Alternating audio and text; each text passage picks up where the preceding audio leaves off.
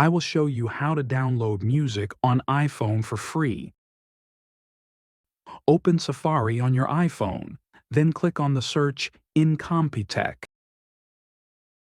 Then click this. Go to Free Royalty Music. Then choose which song you want to download. Click Download if you have chosen Download. Then go to the bottom left. Your song is being downloaded. After that, this file will be saved in Files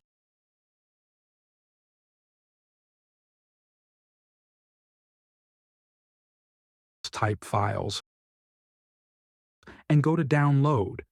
This is the file you just downloaded.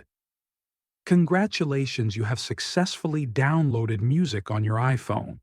Thanks you for watching, and if you haven't subscribed yet, be sure you hit subscribe button.